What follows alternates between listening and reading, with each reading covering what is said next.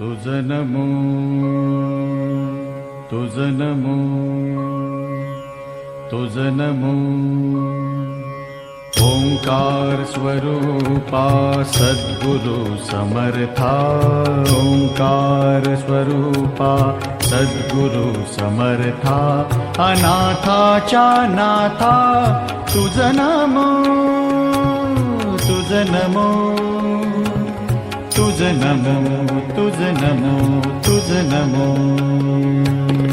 ओंकार स्वरूपा सद्गुरु समर्था ओंकार स्वरूपा सद्गुरु समर्था अनाथाचा नाथा तुझ नमो तुझ नमो तुझ नमो तुझ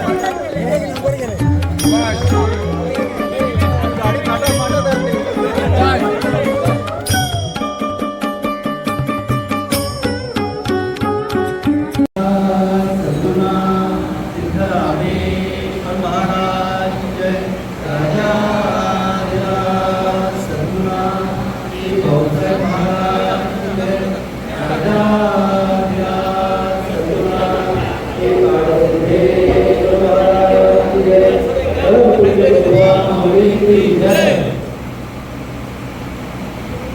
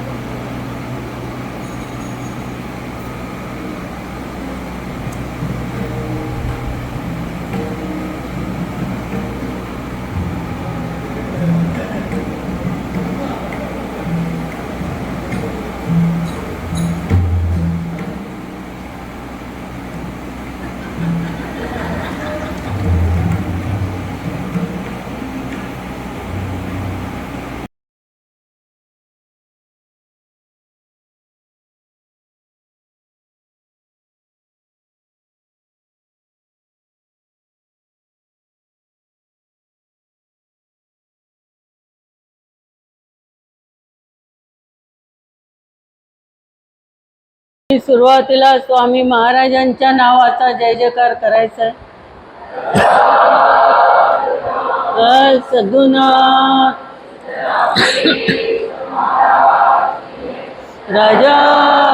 राजाधिराज सद्गुरुनाथ श्री भाऊसाहेब महाराज की जय. राजा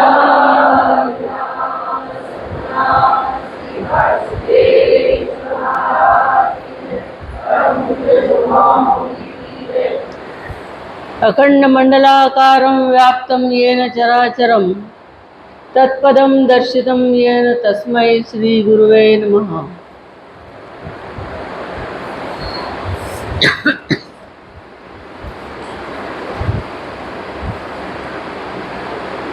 आज आधी सुरुवातीला माझं असं सांगावंसं वाटतंय की स्टेज अतिशय सुंदर केलं या मुलांनी.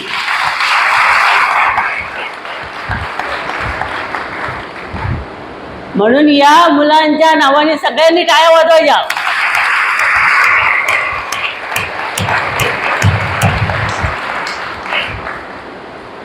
दुसरी गोष्ट, त्यांना सगळ्या मुलांनी सहकार्य दिल्यामुळे बाकीच्या मुलांच्या पण नावाने वाजवायच्या. एकटा कोण कार्य करू शकतो का? नाही. आता मी किती प्रवचनात हुशार असते तरी सुद्धा तुम्ही सगळे आत म्हणून शोभा आहे. तसं ज्याच्या या आयडिया त्याला सगळे जे मदत करणारे आहेत आणि पुन्हा तुमच्या पोटापाण्याची व्यवस्था करणाऱ्यांच्या नावाने झाल्या पाहिजेत.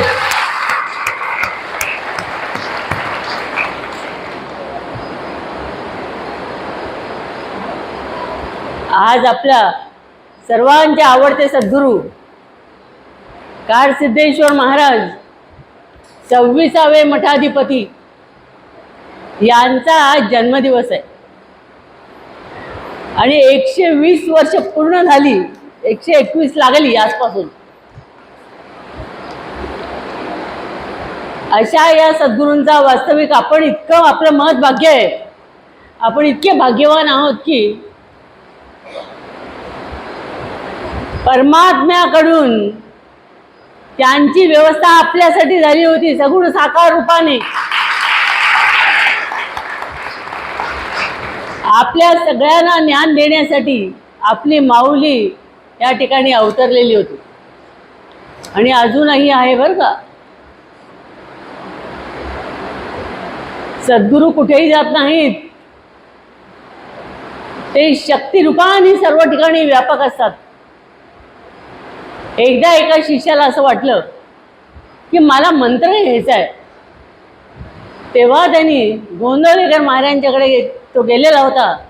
त्यावेळेस त्यांनी महाराजांना म्हटलं की महाराज मला एकनाथ महाराजांच्याकडून मंत्र घ्यायचा होता पण महाराज आता नाही आहेत. त्यांनी देह ठेवलेला आहे. मग आता मी काय करू? तेव्हा गोंदवलेकर महाराज म्हणाले, अहो महाराज तर जिवंत आहे. मला वाटतं तुम्हीच गेलेला आहात. म्हणजे महाराज ते जिवंतच आहेत. ते पूर्वी होते, आता यायचे, नंतरही राहतील. कारण ते परमात्मा स्वरूप आहेत. परमात्मा स्वरूप कसं आहे? पूर्वी होतं, आत्ता आहे, नंतरही राहील. तिन्ही काळामध्ये जे सत्य आहे तेच सत्य आणि तेच त्यांचं स्वरूप आहे. म्हणून म्हणाले, मला वाटतं महाराज जिवंत आहेत पण तुम्हीच जिवंत नाही, म्हणजे गेलेला आहात. मग संतांनी किती फजिती केली त्या माणसाची. तसं असं समजू नका की स्वामी देहाने गेले म्हणून ते आता नाहीत. अहो ही सगळा आनंद आणि मजा त्यांच्यामुळे. आम्ही काय बडबड करतो, काय काय ते करतो आणि सांगतो, पण खरी मजा स्वामी या ठिकाणी बसल्यामुळे.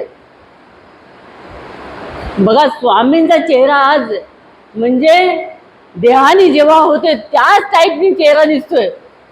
मी पूर्ण पूजा करताना बघितलं.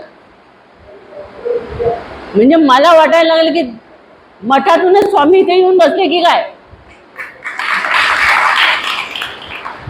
म्हणजे ही खरी प्रसन्नता, हा खरा आनंद संतांचं लक्षण आहे खरं. म्हणून त्यांना म्हणतात सच्चित आनंद.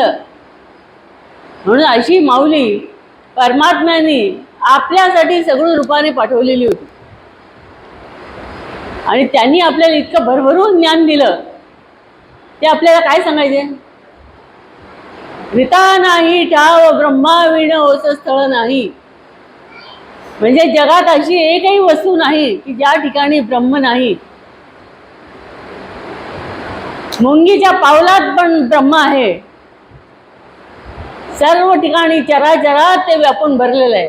मग आमच्याकडे नाही का? म्हणजे आपल्या जवळचं आपल्याला स्वरूप आतापर्यंत माहिती होतं का? प्रत्येकाला माहिती नव्हतं. त्याच्यामुळेच वावरत होतो या जगामध्ये, या विश्वामध्ये, पण आपल्याला तोच माहिती नव्हता. म्हणून संतांनी काय करून दिलं? त्यांची ओळख करून दिली.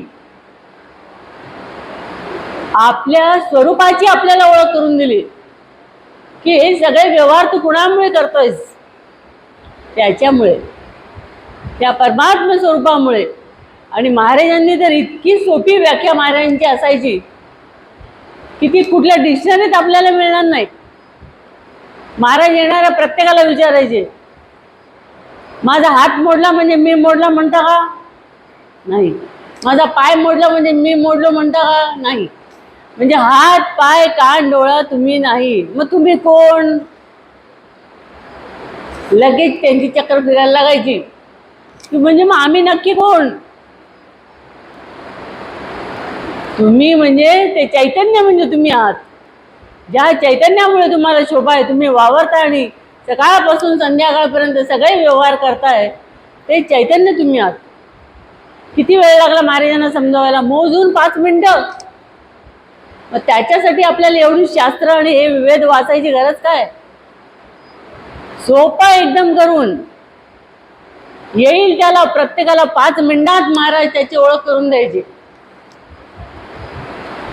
एकदा एक नवरा बायको आले महाराजांच्याकडे आणि महाराजांनी विचारलं, बाई हे कोण?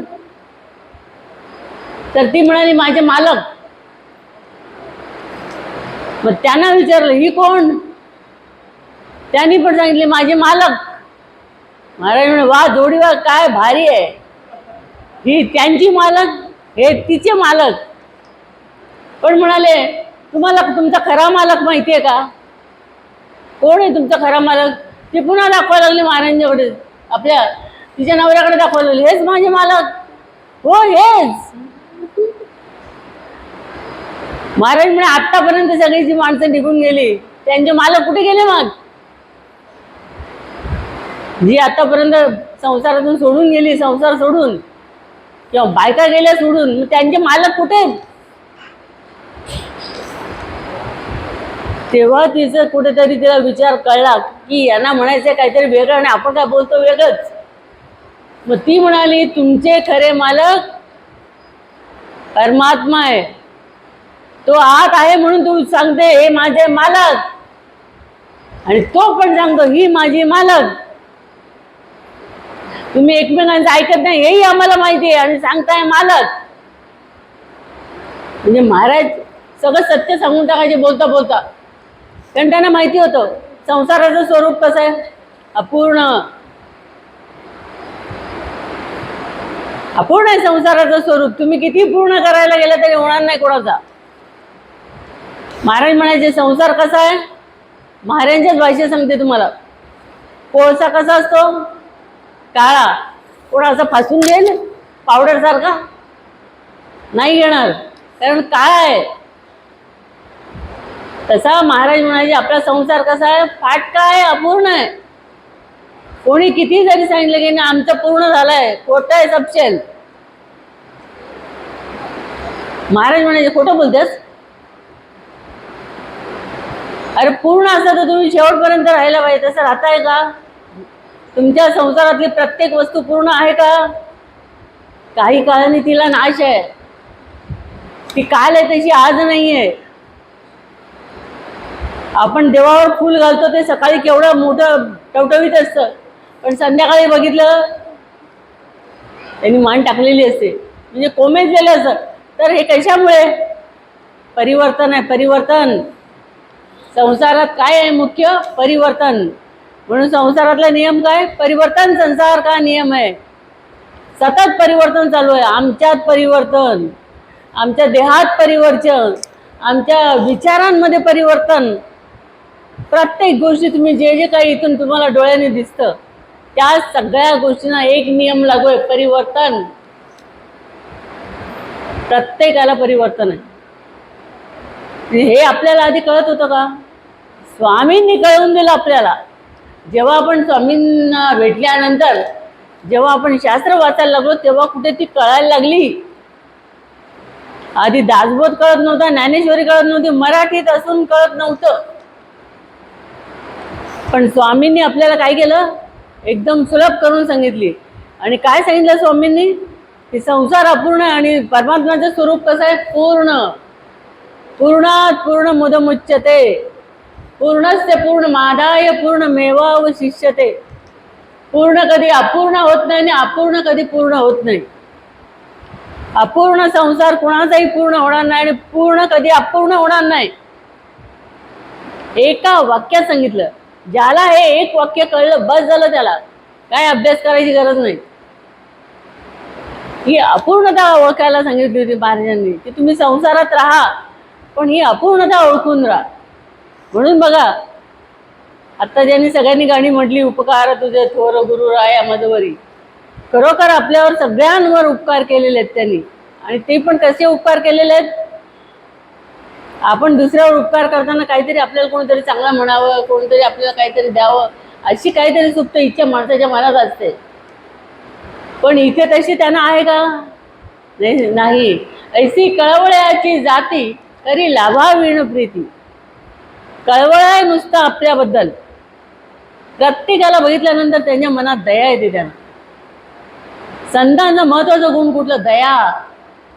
म्हणून तुलसीदास काय म्हणतात, दया धर्म का मूल है, इस पर भी अगर विश्वास नहीं तो तुलसीदास जामीन है. म्हणजे काय असलं पाहिजे, आपल्याकडे दया असली पाहिजे. धर्म सांगायचा, धर्म करायचा, तर त्याच्याकडे दया असली पाहिजे. पण दया असताना सुद्धा थोडं रागवलं पण पाहिजे, लक्षात ठेवा. नाही तर नुसती दया करत बसलं ते शेंड्या लावतील आपल्याला सगळे. महाराज आपल्याला ओरडायचे पण, थप्पड द्यायचे पण, दुसऱ्या क्षणाला विसरून जायचे. आपल्याला एखादा शत्रू, महाराज म्हणायचे दया पाहिजे ठीक आहे, पण योग्य वेळेला दयेचा वापर करायचा की नाही हे ठरवलं पाहिजे. तर तो भक्त म्हणाला, नाही बरोबर सांगताय तुम्ही, दयाच असली पाहिजे. अरे गाढवा म्हणाले, तुझ्या समोर तुझी बायको पळवून नेली तर गप्प बसेल? मग एक थोबडीत मारता आली पाहिजे, बायकोला पळवतोय तुझ्या समोर, मग तिथे दया दाखवून चालेल का? निर्दलन कंटकाचे म्हटलेलं आहे, तिथे त्याचं निर्दलन करता आलं पाहिजे, त्याला तिथे शिक्षा देता आली पाहिजे. म्हणजे ही दया आहे, ती दया कुठल्या ठिकाणी, म्हणजे संतांचा मुख्य गुण कुठला आहे, दया. आणि इथे गुरुगीतेमध्ये काय म्हटलेलं आहे, जेव्हा पार्वती मातेने भगवान शंकरांना विचारलं की हा आत्मा ब्रह्ममय कसा होईल, तेव्हा भगवान शंकरांनी संपूर्ण गीता, जर तुम्ही गुरुगीता, भगवद्गीता नाही म्हणायची मला, गुरुगीता जर तुम्ही संपूर्ण वाचली तर पहिल्यापासून शेवटपर्यंत गुरूंची महती सांगितलेली आहे, की गुरूंशिवाय हे ज्ञान होणार नाही. त्यांनी काय सांगितलं पार्वती मातेला, की हे सुंदरी बघ आपलं शरीर कसं आहे, आपले शरीर वरून खूप छान दिसतं, गोरपान दिसतं, सगळं काही आहे, पण आत काय, आतमध्ये रक्त आहे, मांस आहे, हाडं आहेत, विष्ठा आहे, दुर्गंधी आहे, नंतर वस्मा आहे, या सगळ्यांचा मेळा आहे आतमध्ये. आपल्याला वरून कातोड्या लावल्या म्हणून बरं आहे, नाहीतर डॉक्टर सुद्धा पेशंट जवळ गेले नसते. जेव्हा ते ऑपरेशन करतात तेव्हा ते काय लावतात, मास्क, आतलं उघडलेलं आहे आणि आतलं सगळं आतलं बंद आहे. म्हणून ते म्हणतात की अरे काहे को अहंकार करे, अरे ये लैमिनेशन तो देख, ये लैमिनेशन हटा दे, तो सब एक ही प्रकार के सुंदर है. समजलं? एका ठिकाणी एका स्मशानामध्ये नुसती हाडं पडलेली होती आणि कवट्या पडलेल्या होत्या भरपूर. माणसं तर रोजची जात आहेत, तुम्हाला माहिती आहे, जुने जातात नवीन येतात, हे चक्र चालू आहे. तसं त्या ठिकाणी भरपूर ढीग पडलेला होता. मग ते संत येऊन म्हणाले की बघा आता याच्यातला तुम्हाला कोण शोधता येईल का? कुठला श्रीमंत, कुठला गरीब, कुठला सुंदर, कुठला कुरूप, कुठली स्त्री, कुठला पुरुष, यातला ओळखता येईल का? आतून सगळे सारखे आहेत, बाहेरून हे सगळे आपले रंग दिलेले आहेत आणि बाहेरून सगळं लॅमिनेशन वेगवेगळं आहे आणि त्या लॅमिनेशनलाच माणसं बोललेली आहेत. म्हणून त्यांनी म्हणलंय काय तू भुललास ही संसारी. म्हणजे आज संसारात हे सगळं बघून स्वतः श्रीधर स्वामींचं गीत आहे, काळ बोका तुझवर टपला सावध हो झडकरी, अवचित येईल घेऊन जाईल समुद्र लाटे परी, काय तू भुललासी संसारी, काय तू भुललासी संसारी. माय बाप बायका पोरे रडतील क्षणभरी, महिनाभराने दुःख विसरून खातील श्रीकंठपुरी, काय तू भुललासी संसारी, काय तू भुललासी संसार. शेवट तुझला कुणी न सोबती चौघे खाते करी, स्मशानामध्ये घेऊन जातील परवा सोनापुरी, काय तू भुललासी संसारी, काय तू भुललासी संसार. म्हणजे संत काय करतात? आपल्याला संसारात जे अडकले आहेत आणि त्याच्यामुळे जे काय दुःख भोगतायत त्यांना सावध करण्याचं काम करतात. जे आसक्त असतात, कारण आपल्याला दुःख कशामुळे होतं? ममत्वामुळे, आसक्तीमुळे, यामुळे आपल्याला दुःख होतं. म्हणून गौतम बुद्धांनी काय म्हटलंय? जितक्या अपेक्षा आनंद, दुःख अनंत. अपेक्षा कमी, दुःख सुख जास्त. म्हणजे गौतम बुद्धांचं सूत्र आपण बघितलं तर अपेक्षा आपल्याला कळायच्या. महाराजांच्या अपेक्षा काय होत्या? महाराजांना काही अपेक्षा नव्हती की आपल्याला चांगलं चमचमीत जेवण मिळालं पाहिजे, चांगले कपडे घालायला मिळालं पाहिजे, काही नाही. आम्ही देऊ ते कपडे ते घालत होते, आम्ही जेवण ताटात ठेवू ते जेवत होते. त्यांना माहितीच नसं काय कसली भाजी. त्या एका मठातल्या बाईनी 2-3 दिवस पिठलंच केलं. तर महाराज म्हणाले, तुला हवं झाली का पिठल्याची? म्हणून तू आम्हाला रोज पिठलं देते, पिठलायस तू आम्हाला. हे पिठलं देऊन देऊन देऊन आम्हाला पिठलायस. मला म्हणाले, काय हिला आवडतं की काय बाई, आपल्याला पण खायला घालते. म्हणजे एक दिवस पिठलं रोज रोज. पण दुसरा कोणी आपल्या जागी असं तर मारले असते 2 तोबडे आणि सांगितलं घेऊन जातोच खा. पण महाराजांनी अशा जोक करून निमूटपणे खाल्ली. हे संत लक्षण आहे बघा. संतांच्या आणि आपल्यामध्ये हा फरक आहे. कुठलीही गोष्ट त्यांना बघितल्याबरोबर दुःख होत नाही, लावूनच घेत नाही. ते सगळ्या गोष्टी त्यांच्या जीवनामध्ये घडलेल्या आपण बघितल्या, सगळ्या संतांच्या, आपल्या महाराजांच्या नाही, सगळ्या संतांच्या बाबतीत. त्यांना तर मला वाटतं जास्त परीक्षा आहेत आणि जास्त दुःख आहेत. कारण तुम्ही म्हणाल, काय ताई, मला एक जण म्हणालेले, काय ताई तुम्ही भाग्यवान, महाराजांची शेजारी गाडीत आणि महाराजांच्यावर जेवायला, काय भाग्यवान तुम्ही ताई. अरे तुला नुसतं एवढंच भाग्य दिसतं का? अरे आम्ही 46 वर्षे आईबाप सोडून, लग्न सोडून, नोकरी सोडून त्यांच्याजवळ राहिलो, त्यांची सेवा केली, मोठी तपश्चर्या झाली आमची, ते नाही दिसत? गाडीत बसलेलं दिसते तिला. सांगा, म्हणजे आमची दृष्टी काय आहे बघण्याची. पण संतांना हे काही वाटत नाही, कारण त्यांना पुढे न्यायचं आहे आपल्याला. त्यांनी ज्या अर्थी आपली निवड केलेली त्या अर्थी आपल्याला त्यांना पुढे न्यायचं आहे. म्हणून आपल्या आईवडिलांकडे त्यांनी मागून घेतलं. आणि महाराजांच्या बाबतीत मला एक तुम्हाला असं सांगावंसं वाटतं की महाराज मला एकदा म्हणाले, बाई तुझा देव कुठला, कोणता देव तुझा? मी म्हणलं तुम्ही. तर म्हणाले, तुम्ही म्हणजे तू आणि मी. म्हणजे मी तर देव आहेच, पण तू पण देव आहेस असं कुठले गुरु म्हणतील का? सांगा मला. आपल्याला देव म्हणतील, आपल्याला सद्गुरू म्हणतील, आपल्याला मठाधिपती म्हणतील, पण तुम्हाला म्हणतील का? तुम्हाला शिष्य म्हणूनच ठेवतील खाली. पण महाराजांनी किती तडक उत्तर दिलं, अरे तू आणि मी उच्च कोटीचे संत, असे उच्च कोटीचे संतच असं बोलू शकतात. आणि दुसरं म्हणजे आपल्याला जे काही गोष्टी मिळतील किंवा जे काही आपल्याकडे चांगलं होईल किंवा आपल्याला काय वाटलं सहज झालं तर त्यावेळेला ते सगळं क्रेडिट दुसऱ्यांना द्यायचे. ते ही बहीण आमची आली होती आणि महाराजांना मी पत्ते खेळत होतो आणि नेमका कोट झाला 52 पाणी कोट. महाराज या बहिणीला म्हणाले, विद्या तू आलीस म्हणून तुझा पायगुण बघ, आमचा कोट झाला 52 पाणी. मी म्हणलं महाराजांना खेळलो आपण पानं टाकली, आपण हात केले आणि तुम्ही क्रेडिट हिला देता. तेव्हा ही लगेच म्हणाली जे महान असतात ते इतरांना क्रेडिट देतात, स्वतः क्रेडिट घेत नाहीत. हीच त्यांची महानता आहे. संतांची महानता याच्यातच आहे, कधीच स्वतःवर ते घेत नाहीत. किती गोष्टी काही महाराजांचे कोणाला सहज जरी बोलले महाराज.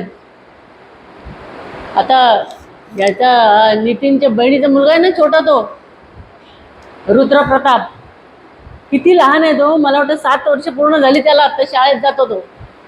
त्याचा त्या दिवशी वाढदिवस होता. तेव्हा मी त्याला आदल्या दिवशी फोन केला आणि त्याला सांगितलं, बघ आज तुझा वाढदिवस आहे ना, आज तू कोणालाही विचारायचं नाही, बाप्पांच्या कानामध्ये सांग तुला काय पाहिजे, तुला आज ते देणार.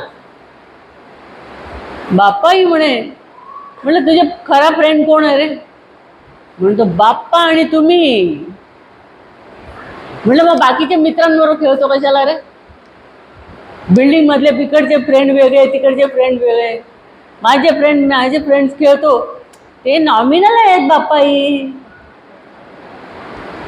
ते माझे खरे फ्रेंड नाही आहेत. मी टाइमपास करतो. अरे वा, काय उत्तर दिलं? मी टाइमपास करतो फक्त. माझा खरा फ्रेंड तर गॉड आहे. 7 वर्षाचा मुलगा सांगतो. अरे म्हटलं मोठ्या लोकांना कळलेलं नाही असं उत्तर दिलंस बाबा. आणि कोणी प्रॉम्प्टिंग केलेलं नाही, शिकवलं नाही, स्वतःहून सांगतो. कशामुळे? तुम्ही लहान मुलांना इथे आणायला पाहिजे, रोज आणायला पाहिजे. आणि सगळं इकडचं बघितलं की आपोआप पाया पडते. ते बाबूची मुलगी ते बघून 50 वेळा पाया पडायची महाराजांना. थांबवलं ओढलं तरी सुद्धा तिचं पाया पडणं बंद होत नव्हतं. बघा कसे आपोआप गुण वाढतात संतांच्या नुसतं सहवासात आल्यावर. आणि त्यांचं ऐकल्यावर तर किती फायदा होईल. मग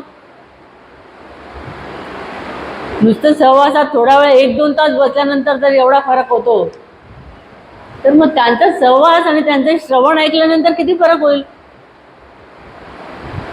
म्हणजे असं तुम्ही जर बघितलं आपल्याला, तर महाराजांच्या बद्दल आपल्याला एक सांगता येईल की एका ताईंचे मिस्टर गेले होते आणि मला फोन आला.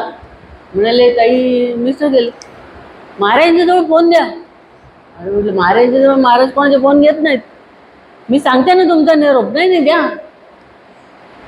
मग महाराज बसले होते कॉटवर, महाराज दिला. महाराज हॅलो म्हणाले, काय आहे बाई असं झालं. मग महाराज तू जिवंत राहणार आहेस का? कशाला सांगतेस, कशाला रडतेस, हेच ऐकलंस का? तू जिवंत राहणार आहेस का आणि हेच ऐकलंयस का? आणि कसली शिष्य तू? म्हटल्यानंतर रडणं थांबून हसायला लागली बाई. 1 मिनिटात रडणं बंद. हे फक्त सद्गुरू करू शकतात त्यांच्या पॉवरने. 2 मिनिटात फोन ठेवून दिलं महाराजांनी. आणि मला म्हणायला लागले, बघ मी कसं गप केलं. म्हटलं तुमच्याकडे खरंच कला आहे, तुम्हीच गप करू शकता. रडणाऱ्याला गप करू शकता, जादा बडबड करणाऱ्याला गप करू शकता, सगळ्यांना गप्प करू शकता. येणाऱ्या प्रत्येकाला महाराज आनंद म्हणजे काय, आनंद म्हणजे काय, आनंद म्हणजे काय. एक जण मला म्हणाला, महाराज काय नेहमी आनंद आनंद आनंद सांगतात. आणि खरोखर कधी परत एकदा आल्यावर समोर महाराज बसलेले होते. यांनी सांगायला सुरुवात केली महाराजांनी, आनंद म्हणजे काय. आनंद मिळाला असं आलो असतो का? आनंद म्हणजे काय. आता तो माणूस महाराजांना म्हणाला, किती दिवस तुम्ही बोलताय आनंद म्हणजे काय, आनंद म्हणजे काय, आनंद म्हणजे काय. का तुला कंटाळा येतो? महाराज बोले, अरे गाढवा म्हणाले, रोजचा संसार, तीच मुलं, तेच घर, तीच घरातली माणसं, तीच बायको, तेच जेवण, हे सगळं बघून त्याचा कंटाळा नाही येत. आणि मी आनंद विचारतो तर कंटाळा येतो तुला. हाय थोबाडीत मारल्यासारखी झाली त्याला.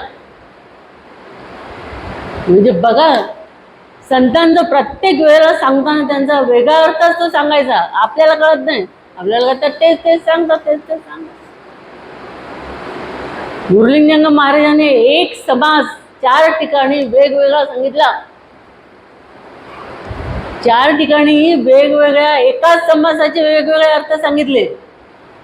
तेव्हा आपले भाऊसाहेब महाराज म्हणाले त्यांना, महाराज मला तर काय कळतच नाही, तुम्ही एकाच समासाचे वेगवेगळे अर्थ कसे सांगितले 4 ठिकाणी. अरे बा, तुझं लक्ष होतं तर. म्हणजे मी सांगितलं खरे त्या वेळेला, पण तुझं लक्ष होतं, काय हरकत नाही. हा म्हणाले, ही माझी घोंगडी तुझ्या अंगावर झटकतो. झटकतो म्हणजे काय? घोंगडीचा कचरा झटकतो म्हणजे माझी बसायची घोंगडी तुझ्या अंगावर झटकतो. म्हणजे इकडचं ज्ञान तिकडे जाऊ दे. आता संत काय करतात, ये हृदयचे तिये हृदय घातले, इकडचं तिकडे पास करून देतात. काय पास करतात? आतली शक्ती पास करतात. तुम्ही विचाराल डबल वगैरे काय पास करतात का? तसलं काही नाही. डबल वगैरे काही नाही. उलट तसं कोणी विचारायला गेलं तर फजिती करतात. त्याची शक्ती पास करतात, आपल्याची ज्ञानाची शक्ती. आणि ही शक्ती शिष्यामध्ये संचरित करतात. म्हणून शिष्यास गुरुत्व प्राप्त होय. शिष्याला गुरुत्व प्राप्त करून देतात. हे संतांचं मुख्य कार्य आहे की त्यांच्या परीक्षेला जो उतरला, त्यांनी सांगितल्याप्रमाणे त्यांनी अभ्यास केला, वागला, त्या परीक्षेला पास झाला की त्याला शिष्यास गुरुत्व प्राप्त होय करून टाकतात गुरु त्याला. त्याची इच्छा नसली तरी गुरु करून टाकतात त्याला. आणि इतक्या महान पदावर नेऊन बसवतात. तुम्ही आता आपण या ठिकाणी बसलो असतो, खुर्च्या टाकल्या, तर एक जर उठून गेली तर ती जाताना दुसरं सांगते, लक्ष ठेवा माझ्या खुर्चीवर, मी येते. म्हणजे 15 मिनिटं सुद्धा तुम्ही खुर्ची बसायला देत नाही. पण संत आपली खुर्ची बसणारी खुर्ची देऊन टाकतात. बस, तुझा अधिकार इथे आहे, बस. हीच संतांची महानता आहे. म्हणून इथे जेव्हा त्यांनी भगवान शंकरांनी सांगितलं पार्वतीला की अशा या शरीराचा तू अहंकार अभिमान धरू नको, तर अहंकार सोडून तू गुरूंना समर्पित हो. अहंकार सोडून. म्हणून महाराज तुम्हाला सांगायचे ना, नाम घ्या, नाम घ्या, नाम घ्या. नाम म्हणजे का? ना अहम स्मर. नामस्मरण म्हणजे का? ना अहम स्मर. मी कोण आहे हे त्यावेळेला आठवू नको. मी साहेब आहे, मी अमुक आहे, मी तमुक आहे, हे नाम घेताना तरी आठवू नको. नाही तर काही उपयोग नाही माळावर माळा ओढून. ते विसरायसाठीच आपल्याला दिलेला अभ्यास आहे. पण काही लोक ते करताना तर मजाच करतात. मला कोल्हापूरला प्रवचनला बोलवलं होतं आणि प्रवचन 6ला सुरू होणार होतं. मी जरा 10 मिनिटं आधी गेली, तर हे मालक बसले होते माळ घेत. मला बघितलं, माळ जपत होते, मी बघितलं. 10 मिनिटं राहिली बसा, मला सांगितलं. तेवढ्यात बायको आली, ताईनं चहा दे. हातात माळ चालू. मग ताईने चहा आणला. म्हटलं राहू दे आता, 10 मिनिटात संपलं. त्यांनी मला सांगितलं ना 10 मिनिटांनी संपणार. चहाला मग चहाला तर त्यांच्याकडे एक छोटा कुत्रा होता. तो कुत्र्याने काय केलं, त्या चहामध्ये कपामध्ये त्यांच्या कपात तोंड घातलं. हड, माळ जपताना हड. मला एवढं हसू आलं.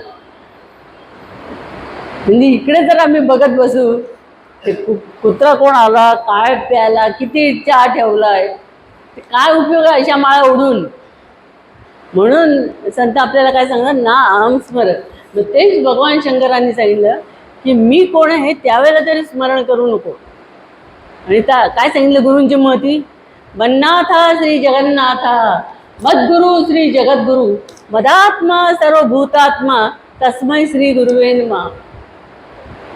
गुरुराधिरनादिश्च गुरु परम दैवतम गुरो परतरम नास्ती तस्मै श्री गुरुवे नमः. गुरूंसारखं दुसरं कोणी नाही, गुरुच परमदैवत आहेत.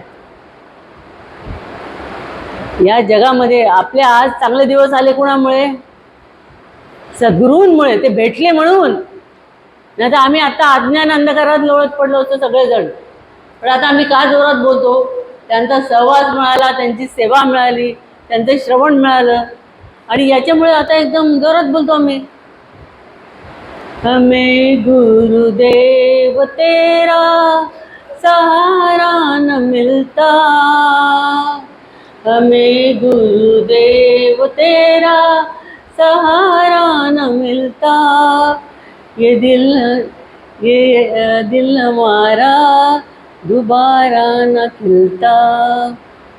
म्हणजे जर तुमचा आम्हाला सहारा मिळाला नसता तर आत्ता आम्ही जे तुम्हाला टवटवीत दिसतो तसे दिसलो नसतो. निवळ काय आम्हाला मिळालं, सहारा. म्हणजे गुरु शिष्यासाठी काय आहे, सगळ्यांसाठी आधार. आधार स्तंभ आहेत गुरु. गुरु जर जसं रामायणामधले राम जर बाजूला काढले, हनुमंत बाजूला काढले, तर काय राहील खाली. प्रमुख हे कोण आहेत, प्रमुख रामायणातले स्वतः श्रीराम आणि त्यांचा भक्त हनुमंत. हनुमंत आणि रामाचं तुम्हाला ती मजा त्या दिवशी सांगायची राहिली, पण मी आता सांगून टाकतो तुम्हाला की स्वतः हनुमंत जेव्हा सीतामाईजवळ गेले आणि त्यांनी तिला बघितलं झाडाखाली बसली, तेव्हा सीतामाईने असं सिंदूर भरलेला होता कपाळात. तेव्हा ते सीतामाईजवळ गेले आणि म्हणाले, माई हा सिंदूर कशासाठी भरलाय. तेव्हा तिने सांगितलं, हा सिंदूर श्रीराम माझ्यावर प्रसन्न राहावे आणि श्रीरामांना भरपूर आयुष्य मिळावं, ते चांगले राहावेत म्हणून मी सिंदूर भरते त्यांच्या नावाने. ते म्हणाले छान आयडिया आहे. ते लगेच गेले आणि त्यांनी सिंदूर घेतला आणि सगळ्या अंगाला फासला, आपल्या सगळीकडे लावला सिंदूर. त्यांनी जाऊन सिंदूर घेतला, सगळ्या अंगाला लावला आणि प्रभू श्रीरामांपुढे जाऊन उभे राहिले. ते म्हणाले हा काय अवतार. आणि मग ते उभे राहिल्यावर त्यांनी विचारलं, अरे हनुमंता हे काय आज. म्हणाले माझे गुरु भक्त प्रभू श्रीराम माझ्यावर प्रसन्न राहावे, त्यांना भरपूर आयुष्य मिळावं म्हणून मी हा सिंदूर लावलेला आहे. मला हे सीतामाईने सांगितलं. आणि हे ऐकल्याबरोबर प्रभू रामचंद्रांच्या मनात हनुमंताची प्रतिमा घट्ट झाली. हनुमंत डायरेक्ट जाऊन बसला. कारण आपल्यासाठी म्हणजे आपल्याला आरोग्य चांगलं मिळावं म्हणून सिंदूर, आपले प्रसन्न गुरुवर आपले राहावे म्हणून सिंदूर. मग का प्रसन्न होणार नाही सांगा मला. श्रीराम प्रसन्न झाले म्हणून दुनिया चले ना श्री राम के बिना, राम भी चले ना हनुमान के बिना. दुनिया चले ना श्री राम के बिना, राम भी चले ना हनुमान के बिना. म्हणजे दुनिया कोणामुळे चालते, रामाला धरून, रामामुळे. पण राम हनुमंतामुळे. जरी लक्ष्मण आजारी पडला तर लक्ष्मण झाला बरा रामामुळे. पण औषधी कोणी आणले, डोंगर कोणी उचलून आणला, हनुमंताने. ती कोणाची ताकद होती का. म्हणून असं गुरु शिष्यांचं कसं प्रेम आहे बघा हनुमंताने. ही दास्य भक्ती, आणि अशी दास्य भक्ती आपल्याला आपल्या सद्गुरूंजवळ करता आली पाहिजे. आणि तशी दास्य भक्ती ज्याला लाभली ना, तो खऱ्या अर्थी म्हणजे सगळ्याचा मालक होऊन जातो. गुरु प्रसन्न होतात त्याच्यावर. म्हणून बघा तुम्ही, आपल्याला सुखामध्ये जे साथ देतात त्यांना काय म्हणतात? रिश्ते म्हणजे नातेवाईक. आणि जे दुःखामध्ये साथ देतात त्यांना काय म्हणतात? फरिश्ते.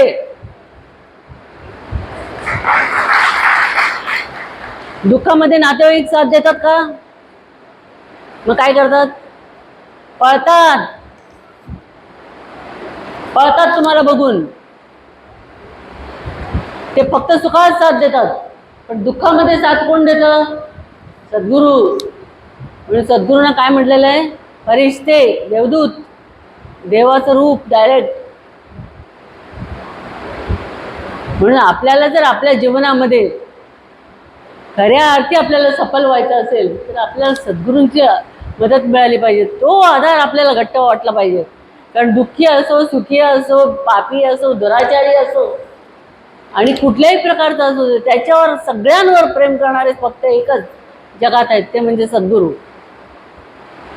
म्हणून अशा सद्गुरूंवर एकेकाने आपलं संबंध जीवन अर्पण करून टाकलेलं आहे, ओवाळून टाकलेलं आहे. त्यांचे सगळा पैसा बिसा सगळं सद्गुरूंवर ओवाळून टाकलेलं आहे. आणि शेवटच्या क्षणापर्यंत सद्गुरूंसाठी सगळं केलेलं आहे त्यांनी सेवा. बघा ना, जे सद्गुरूंना ओळखत नव्हते ते कसे, त्यांना स्वरूप त्यांचं माहिती नव्हतं, पण सहवासात गेल्यानंतर आपोआप प्रेम झालं. म्हणून संत कसे असतात? मॅग्नेट प्रमाणे. त्यांच्या जवळ जो जातो त्याला मॅग्नेट सारखे खेचून घेतात. आणि मग मॅग्नेट सारखं खेचल्यावर काय होतं? आता सोडिता सुटे ना, आता सोडिता सुटे ना, तंतुप्रीतीचा तुटे ना, तंतुप्रीतीचा तुटे ना, अशी अवस्था होते की नाही? झाली की नाही तुमची? आवाजच काढत नाही. मग जोरात सांगायला पाहिजे तुम्ही, हो. म्हणजे आमची तरी झालेली आहे. आता आम्हाला दुसरं कोण, सद्गुरू पण नको, दुसरं ज्ञान पण कोणाचं ऐकायची गरज नाही, परिपूर्ण करून टाकलेलं आहे.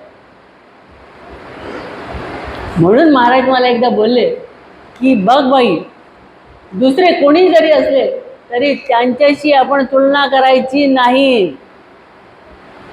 आता 2 जण आहेत तर दोघांना मी 1,000 दिले, तुला दिले, आणखी एकाला दिले 1,000. कोण श्रीमंत?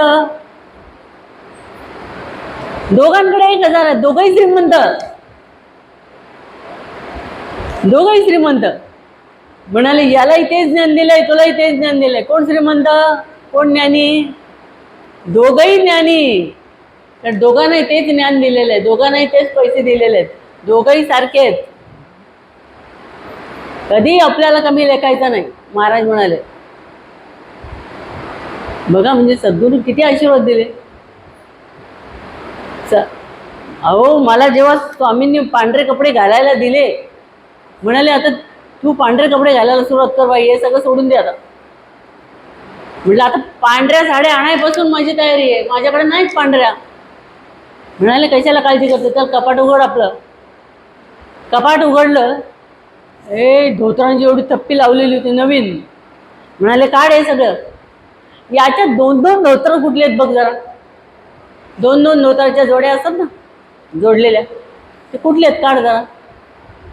मग ते डबल असं बघा धोतर, त्याला जॉईंट असं, मग मध्ये कापायचं आपण. तसे आम्हाला 4-5 मिळाले. म्हणले हे 2 धोतर एकत्रच आहेत. अरे म्हणे मग घे या तुझ्या साड्या. अरे हे 4-4 4.5 मीटरचं एक म्हटल्यानंतर 9 मीटर झालं. तुझी 6.5 मीटर उरलेले ब्लाऊज. अरे म्हणाले आता 2 तर घे तुझ्या, रोज वापरायला 2 तर घे. आणि समज तुला नाही कोणी दिल्या तर हे कपाट सगळं तुझं. या जेवढी धोतर आहेत त्याला जोड मारून खुशाल घाल म्हणाले पांढरे. वाट बघत बसू नको कोणाची. पण अशी वेळच नाही आली हो, अशी वेळच नाही आली. मग ते कॉटन सोडा पण सिल्क द्यायला लागलेत मला. काय बोलायचं सांगा, हे सिल्क आहे. म्हणजे स्वामींनी काय कृपा केली बघा. शिष्याच्या बाबतीत वाटेल ती जादू करू शकतात ते. त्यांच्या मनात यायला पाहिजे माझा भक्त आहे. अरे मी माझे गुरु आहेत म्हणून काय उपयोग, त्यांनी म्हणायला पाहिजे माझा भक्त. अक्षरशः म्हणजे मला त्यांची धोतर नेसायची पाळी आलीच नाही. इतकी स्वामींनी म्हणजे काय काय करू शकतात संत, काय द्यावे व्हावे उतराई, योग्यता नामुची असं म्हणावं लागतं. काय वर्णन करणार त्यांचं. ते एकनाथ महाराजांचे भक्त आले होते. आता एकनाथ महाराज तुम्हाला माहिती आहेत, त्यांचे 12वी पिढी ते कीर्तनकाराने त्यांची बायको आली होती. आम्ही कोल्हापूरला झालो होतो. महाराज म्हणे थांबा थांबा, आम्ही येतो लगेच, जाऊ नका, जेवण बिवण करा तोपर्यंत म्हणतात. आणि आम्ही आल्यावर त्यांना घेतला आत आले आणि मला म्हणे अरे चाव्या ठेवू, त्यांना पण दे मला पण दे. आणि मला कानात विचार तुझ्याकडे काय नवीन साडी बिडी आहे का त्या कीर्तनकार बाईला द्यायला. म्हटलं आहेत ना. तर म्हणे दे मग. आता आपण कोणाला काय वाटेल, आपण देणार म्हणजे साधी देणार, असंच असतं प्रत्येकाचं. म्हणून मी महाराजांच्या पुढे बोचकं ठेवून दिलं, उघडून दिलं, ह्याच्यातले तुम्हाला पाहिजे ती द्या म्हटलं. अरे वा, तू तुझ्या हाताने देत नाहीस, मला सांगितलं कुठली, मी ह्याच्यातले भारी देईन, खुशाल द्या. मग ती त्यांनी त्याच्यातली चांगली साडी बघून त्या बाईला दिली आणि मला म्हणे तू त्या बाईला दे, मी त्याला देतो नवरदेवाला. त्याला एक शाल महाराजांनी दिली, एक धोतर जोडी दिली, एक शर्ट पीस दिला आणि तिला साडी ब्लाऊज पीस दिलं माझं. आणि मग ते लोक निघून गेले. महाराज म्हणाले बघ साडी दिली तर काय असं वाटलं का तुला आपली एक साडी कमी झाली? मुळीच नाही, काय काळजी करू नको, उद्या तुला येते, उद्याच येईल बघ. आणि काय गंमत झाली, आपले ते सावंतवाडीचे आले होते, ते येतात ना नेहमी सावंतवाडीचे, त्या दोघी बायका आल्या. मी म्हटलं काय हो मध्येच कशा आला? अहो लग्न आहे दिराचं. आणि ती दुसरी म्हणाली माझ्या लग्नाला 25 वर्ष झाली ताई, आम्ही महाराजांनी तुम्हाला कपडे आणलेत. अरे बापरे, म्हणजे महाराजांनी काय सांगितलं, उद्याच मिळेल, काळजी करू नको. म्हणजे गुरु काय करतात आपल्याला, म्हणजे कपडे दिलं म्हणजे काहीतरी मोठं असं समजू नका. म्हणजे गुरूंचा संकल्प किती दांडगा आहे हे मला तुम्हाला सांगायचं आहे, की आशीर्वाद द्यायची घाई किती. नाही तर काय भरपूर कपडे मिळाले, पैसे मिळाले म्हणजे मोठा साधू असलं काय समजू नका. आपल्याला या रंगीन दुनियेमध्ये राहायचं आणि ते पण आपला परमार्थ करताना व्यवस्थित चकचकीत परमार्थ करायचं कठीण काम आहे. ती कृपा आपल्याला लाभली पाहिजे. हे कपडे आणि पैशाचं काही घेऊन बसले ते येत राहतं. पण सद्गुरूंकडे आपण तेच मागायचं, निर्भयता मागायची, की तुमच्याकडे जी निर्भयता आहे ती आम्हाला द्या. म्हणून सगळ्या संतांनी बघा, तुम्ही कलावती आई म्हणा किंवा गोंदवलेकर महाराज म्हणा किंवा सिद्धरामेश्वर महाराज म्हणा, भाऊसाहेब महाराज म्हणा, आपल्या गुरूंसाठी काय काय सेवा केलेली आहे या लोकांनी. म्हणजे आपल्याला लाज वाटते की या लोकांनी काय काय केलेलं आहे. आणि आपल्याला काही लोकांना तर सांगितलं, आम्ही आमच्याजवळ तर 2 दिवस राहिले, आम्हाला घर सोडून झोप येत नाही असं सांगतात. म्हणजे कधी सेवा, यांची सेवा म्हणायची काही.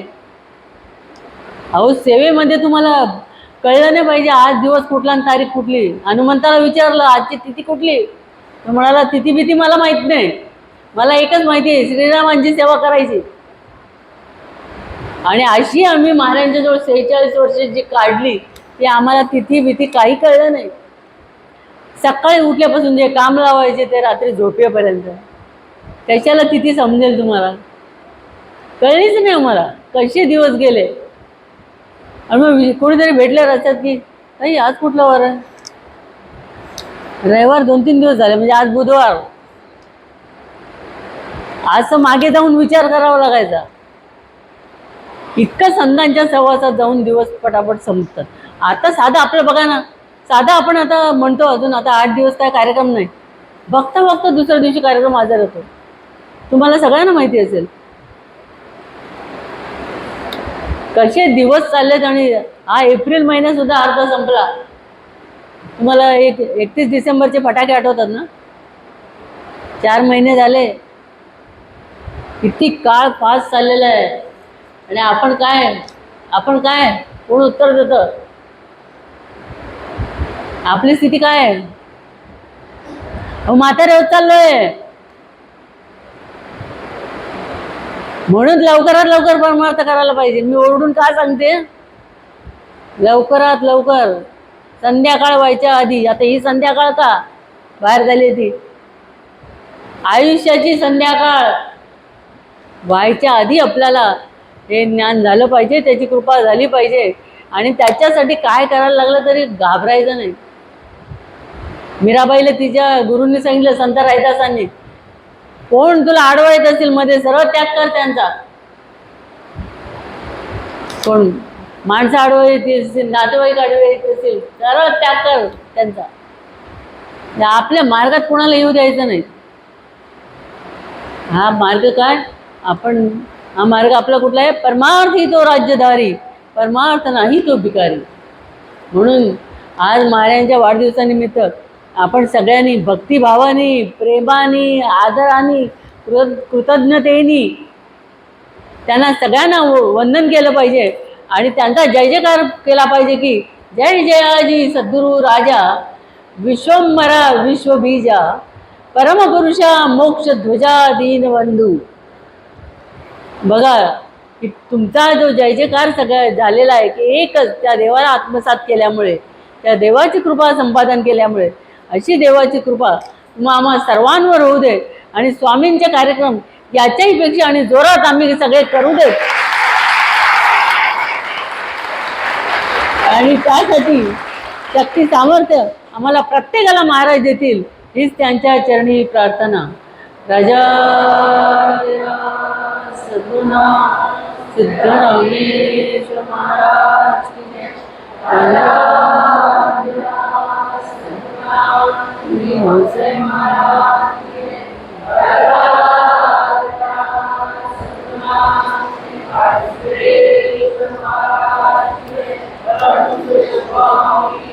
पुढचा कार्यक्रम 12 तारीख ना, 12 मे. कोणता वार आहे? सोमवार, बुद्ध पौर्णिमा आहे.